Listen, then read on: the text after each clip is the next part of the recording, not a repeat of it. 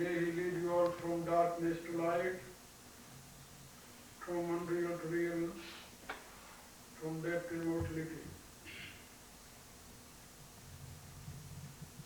May He shower upon you all His divine grace.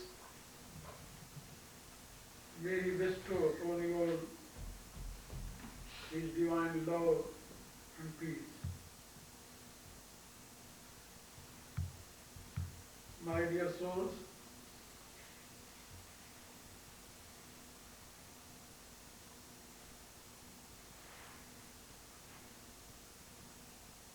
as I told you yesterday,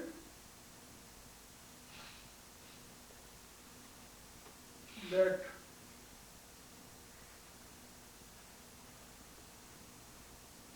if you want to ascend yourself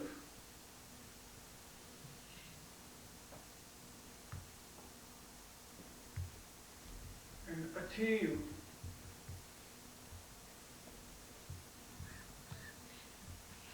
highest level of consciousness,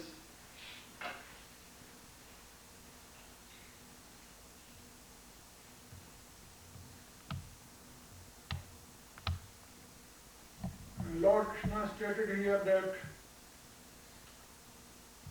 many kinds of process, and among those, any process you must to adopt.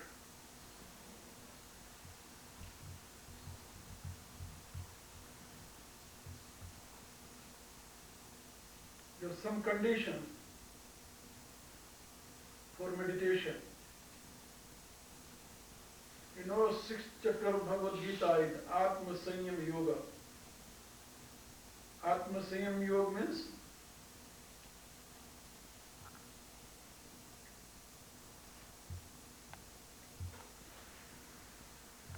achieve unity with Supreme Consciousness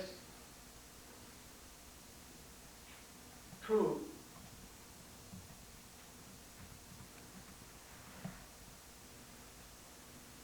control your mind, subdue your mind. Is very great and very essential.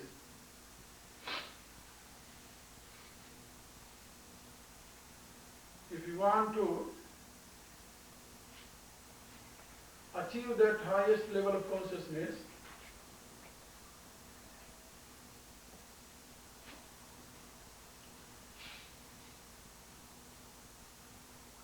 you must do it.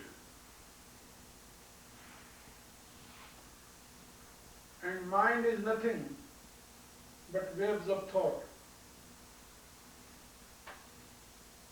As one day I indicated that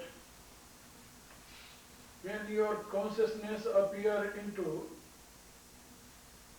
chitta or mind stuff, and three kinds of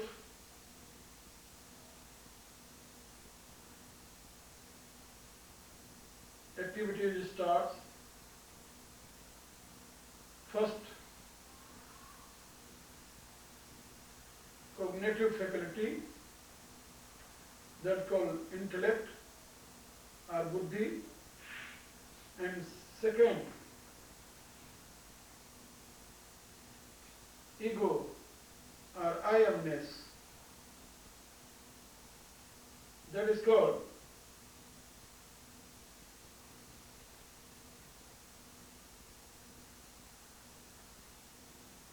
individuation or individual entity. And third is possessive tendency, mindness. That third is called mind. Intellect, ego and mind. So, possessive nature or possessive tendency appear in your I amness. When your I amness become identified with your physical structure or senses, and through senses your mind work with some object of senses, and whatever is desirable that become dear to your mind always try to keep that under its own possession. So,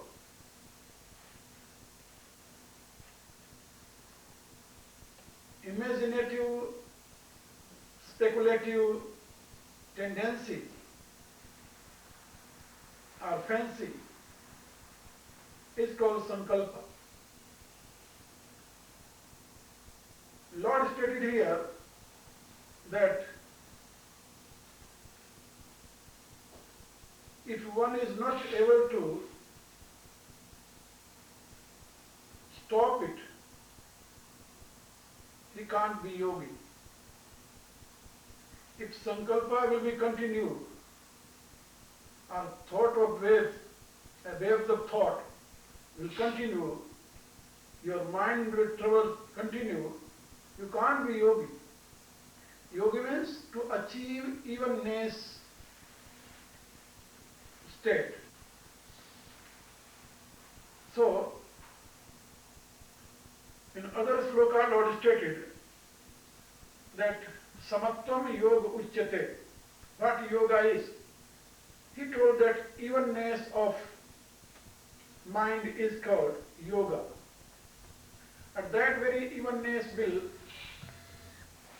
come in your life when you will try to seize your thought. And thought always appear due to some speculation or imagination or fancy and some thing related with external world. Due to that, when I am indicating you that when you sit for meditation, you be aware that you are sitting only on the globe or on the earth. And surrounding your body there is nothing but endless space. Only urja, only energy is flooding. There is nothing. You try to reject all these things, whatever you are seeing in gross form. Try to deny it. Okay? Because all are nothing but projection of energy. So you must pay your attention on the cause, not on the effect. I told many times that if you will pay your attention on the effect, then you will see diversity. And if you are busy with diversity, then you can't, control your mind. Your mind will move. But if you will reject all diversities, deny all diversities, you will pay attention on the cause. This diversity is nothing but projection of unity or infinity. When you will put your mind into infinity, automatically your mind will be stable. Because there will be no object. And without object, your mind can't move. In Mahabharata, we are reading one passage that Kam janami te rupam te moolam sankalpat tum avijayase. The great seer is telling that, O Kama, I know your root cause now. You are taking birth by sankalpa. Kama means desire. Oh desire, I know your root cause. Your root cause is sankalpa, fancy or imagination. And now, na tum me sankalpishyami. Now, I decided that I will never think about you. And in this way, you will be unable to take birth again in my life. So, the root cause of desire is sankalpa. And sankalpa is only waves of thought. If you want to control your waves of thought, you must deny all objects, whatever are in visible form. And pay your attention on their causal phenomena, because causal phenomena you will find that all are nothing but projection of energy. And energy is beyond your reach. You can't possess energy, you can't claim that this is yours, okay? And you can't try to achieve that, because you are achieving life energy naturally. Whatever is essential you are getting naturally. That is divine law, fulfilling your desire. So no need to claim and no need to be tempted for that energy. Okay? And everybody knows nowadays, in scientific age, that energy is the root cause of all objects. But nobody claims and nobody is tempted to achieve energy. And nobody is eager to hold energy and receive more energy. No, because energy is beyond his own reach. How he can claim? That is subtlest thing. That is beyond mind too. You know, your mind is projection of energy. Energy is not projection of your mind. Your mind is effect of energy. Your intellect is effect of energy too. So your ego is effect of energy too. So whatever is beyond your reach, whatever is cause, yeah, that is infinite. So infinity can't be received by any person. And automatically, when you think in this way, your thought will cease. And your mind will be stable. So Lord stated it in the second shloka that yam sanyasamiti prahu yogam tam viddhi pandava na sanyasta sankalpo yogi bhavat kaschana. Anybody may be a great man, may be a great thinker, may be a wise man. He can't be yogi without renouncing his own sankalpa. If sankalpa is in his mind, if he has something in his mind, he can't be yogi. He can't achieve serenity. He can't achieve calmness. No, he can't achieve equilibrium. That equilibrium of mind is the state of yoga. That's a very great thing. Okay? Evenness of mind is called yoga. And that evenness or equilibrium will come in your mind when you will be one with Supreme. So, Lord stated, Naha sannasta sankalpo yogi bhavat kaschana. If you have some desire in your mind, if you have some sankalpa in your mind, if your thought is continuing, you can't be yogi. So try to turn your thought and try to, finish your desire first. And desire appears when your thought goes out through your senses and become one with some object of senses. Then automatically desire appears. If you will control your thought and if you will control your mind in this way, that all God is nothing but projection of one causal phenomena of nature, then automatically all object of senses will finish. Okay? And you will be able to control your mind and you will achieve evenness, that higher state. So Lord stated here, Neh sannasta sankalpo yogi bhavat kaschana. Kaschana means may be a wise man. Okay? May be able person, but he can't be yogi. You can be a learned person, but you can't be yogi. Okay? You may be a rich man, but you can't be a yogi. You may be a king, maybe an emperor, but you can't be yogi. Because yogi is something else. Yogi is higher than all. You can be tapasvi or traitor. You can be knowledgeable person. Okay? You can be good doer, but you can't be yogi. Tapasvibhyo dhiko yogi, jnanibhyo kimato dhika, karmibhyasya dhiko yogi, tasmad yogi bhavarjuna. Lord stated here that yogi is the highest than all. And yoga is highest level of consciousness. So one can achieve that through practice. And in practice, it must to leave your all sankalpa. Okay?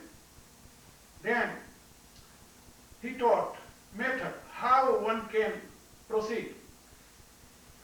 Lord told that Arukshir Munor Yogam Karma Karan Muchite. He is talking about Muni.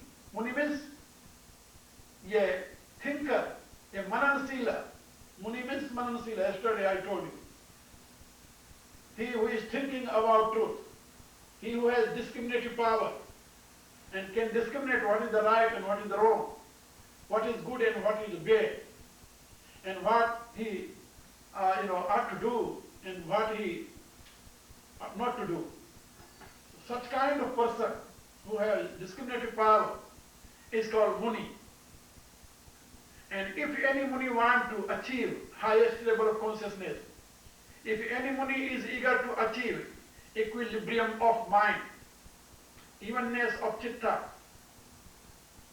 then he must try to adopt some process. There are so many processes, as I told you yesterday about Hatha Yoga. In Hatha Yoga there are so many parts, asana, pranayama, there are many kinds of postures that are called asana. And there are many kinds of breathing exercises too. Breathing exercise is not a simple thing. There are many kinds of breathing exercises. And each kind of exercise has great meaning for controlling mind.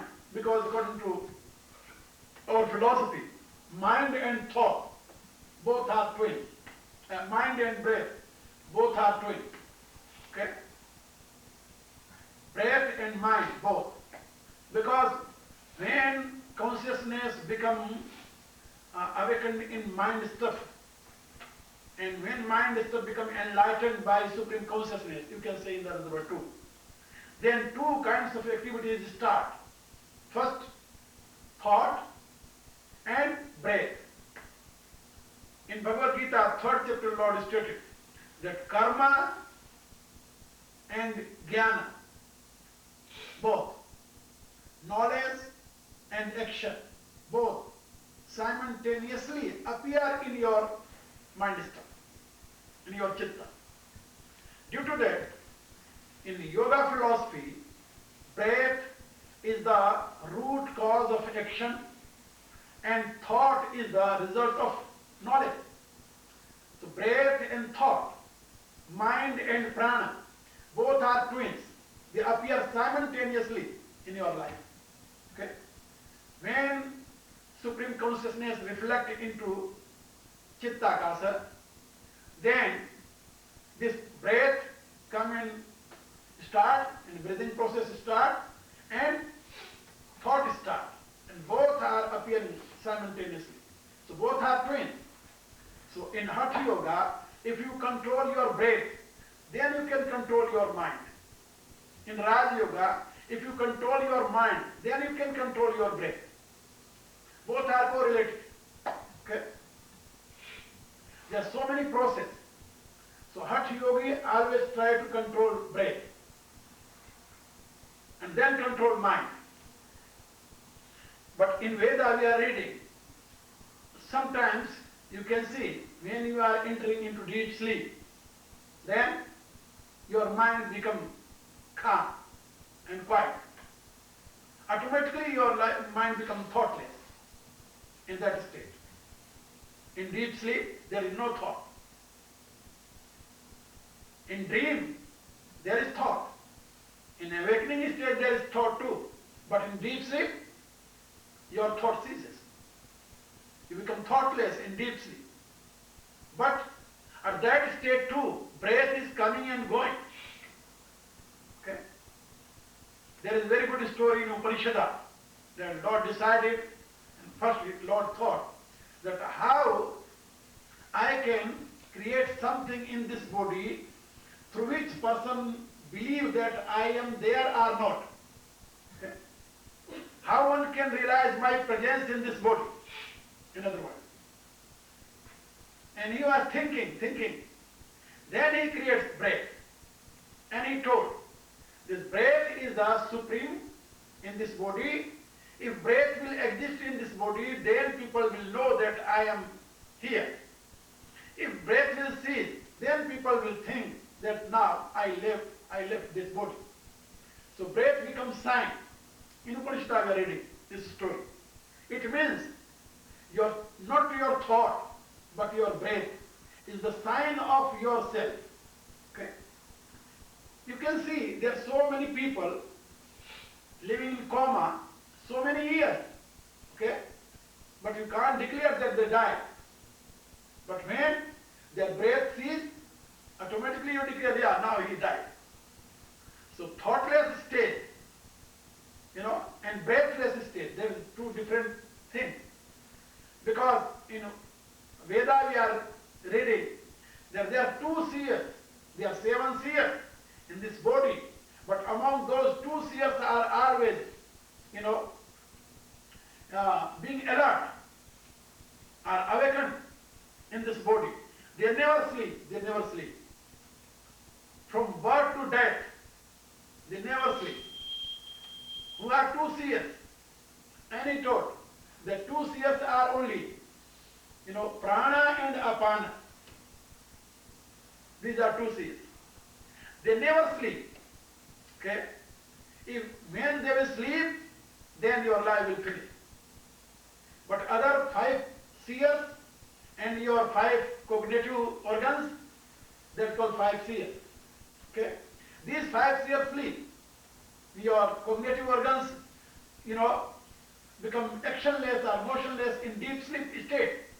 Because when your thoughts, your mind sleep, and with mind, your cognitive senses also sleep too. You can't hear, you can't see, you can't listen, taste, you can't smell. In deep sleep state, you are not using your 5 cognitive senses. So these senses are 5 seers. These 5 seers, take rest in deep sleep state. But your breath, prana and apana, 2 seers are always awake in your body. When they will sleep, automatically, your life will finish. So, in Veda we are reading such kind of, ideology. So, breath is more powerful than mind, according to Hatha Yoga. So, hung and tongue, there are 2 words. Hung means you are receiving insight, inhaling, and tongue means you are exhaling. There is hung and tongue. There are 2 other meanings. Hung means right nostrils, and tongue means left nostrils. So you are receiving your breath. You can see, you can judge. Sometimes your right nostrils is acting, and sometimes your left nostrils is acting. You are getting breath only 1 nostril, not 2. Okay? So when you are getting breath from right, that's called Surya Nadi. Sun nervous. That right is called sun nervous. And left is called moon nervous. Okay? So sun nadi and moon nadi. And sun is called hung. And moon is called tongue. When you make balance and you are getting breath from both, that's called, evenness. And that's called, fire nadi. Neither sun nor moon, but fire. Agni nadi. Okay? And that called Sushumna. Ida and Pingala and Sushumna, there are three nadis, main. So when you are getting breath through right, that is the Ida. When you are getting breath through left, that is Pingala. But when you are getting breath both, both are, in working state, that is Sushumna. And that is state for meditation. Due to this, if your right, nostrils is working, are getting breath, if you sit in meditation, you can't get peace. You can't meditate. That is impossible. Okay? If your left is, coming and going, you can't, meditate too. But you can see when your both nostrils are, working, at that time you can only meditate. And that is a good, time for meditation. Good time for meditation. And I will tell you one thing more. When your right nostrils is working, if you are taking milk, you will digest easily. If your left nostrils is working, right is stopped. If you are taking milk, you can't digest that. Okay? And not only this, and this are related with so many other activities too.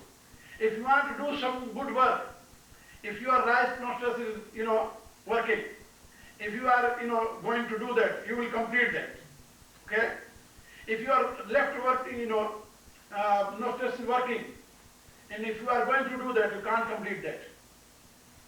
But if your both nostrils are working, you will never complete that work. Never, never be aware about it. Okay? And our Yoga Shastra told that leave that work, don't do that. Okay? Because that is fire nadi, and fire nadi will burn all your action. You can't get good result. So there are so many methods to control your nostrils. How you can change your nostrils? You can change. Okay? There is some method. If your right nostrils is, coming and going, and working in proper way, and you are taking such kind of work, you are going to do such kind of work, whatever related with left nostrils. So you try to change your, that process first, then you start that work. And you can change, there is method, how to change that. So this breath is very powerful thing in your life. That is root cause of action. All activities are related with your breath. So pranayama is a great process. There are 8 sort of pranayama, 8 kinds of pranayama. Okay? And each pranayama has its own meaning and its own separate, independent effect, particular effect. So if you will do that, then you can control your mind easily. So this is a Hatha Yoga. That Hatha Yoga is very vast. Not only pranayama, as I told you, there are Shat Karma. And after that, there are some mudras, and there are some bandha. Bandha means locking. You can lock your thyroid, you can lock your, pancreas, you can lock your Mooladhara, and so many lockages. Different kinds of lockages, and it work in your body. Okay? And there are mudras. Mudras are related with your, glands. You have main 8 glands in your body. There are so many glands, but 8 glands are more important in your body. So there are 8 mudras. And which mudra can give, control your, which, the gland. This is related with that. As you have pituitary gland, there is one mudra. If you do that, then you can control that. And you know very well that if your gland is, producing more juices, whatever is their ratio, then that will be harmful. If you are not producing proper juices, that will be harmful too. So how to make them in balance? So for those, there are many kinds of mudra in yoga philosophy. So yogis are doing mudras, yogis are doing bandha, and they are doing breathing exercises, they are doing asanas, and they are doing